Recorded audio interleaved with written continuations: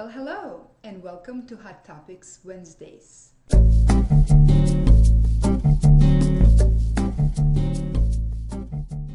Today's question comes from Ian, and Ian asks, what is the role of emoticons in a web-based communication or any computer-mediated communication? Well, I think it's a really hot topic, Ian, and I actually created a 3-minute presentation from which I hope you're going to learn a lot about emoticons. So enjoy and let me know what you think. So, are you emoticon literate? What are emoticons? Emoticons are XC graphs that show emotional state in a text-based environment or computer-mediated environment. They were invented by Scott Fackman in 1982. Some group of researchers believes that emoticons are used to express real humans' emotions. And another group of researchers believes that they are social clues that are used to enhance social communication. Yet the third group of researchers believes that they're both, that they express emotions and they also used for social interactions. So what do emoticons do? They can augment or strengthen a message. For example, if I give you a positive message and put a smiley next to it, it will strengthen that message. They can create mixed messages. For example, I give you a negative statement with a smiley face, and that will create a mixed message. They can add humor or irony, and they can also show the mood of the person. So what does research say about the use of emoticons online in a distance learning environment?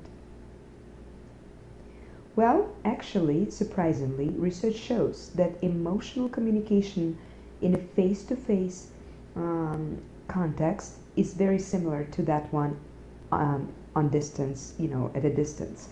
So, for example, for distance learning, what we can learn from that emoticons, when they're used to express emotion, they're going to be used as similar to your facial emotions in the face-to-face communication.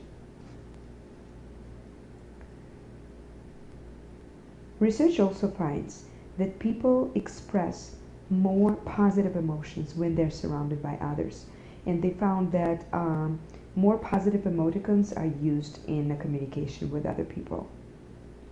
They also found that more emoticons that express the emotion are used by people when they communicate with those that they consider friends.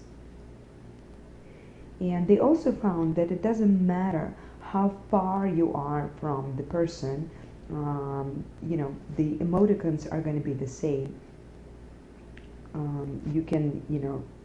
People express emoticons to people that are in the same city or across the ocean. Females versus males. Surprisingly, there are not too many differences between females and males when it comes to their use of emoticons, but they use emoticons for different reasons.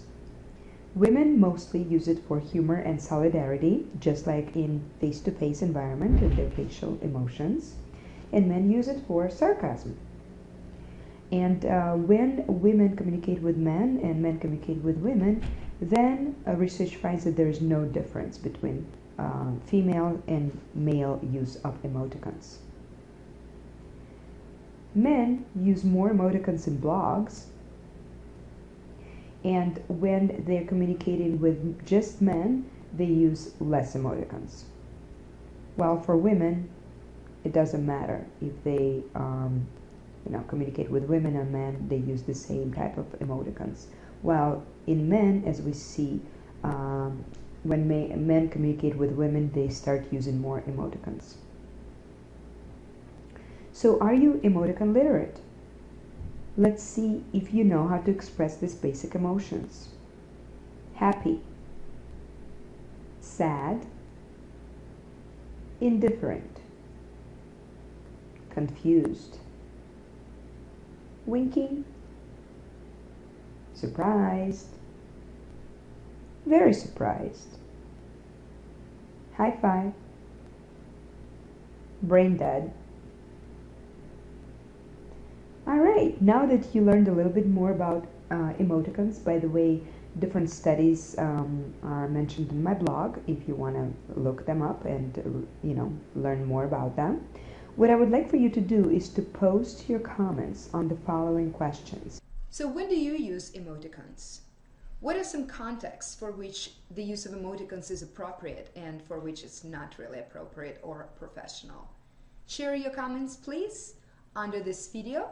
If you're not yet on my list, please add my blog to your email. If you liked this video, click like, and I hope to see you soon. Conquer the distance.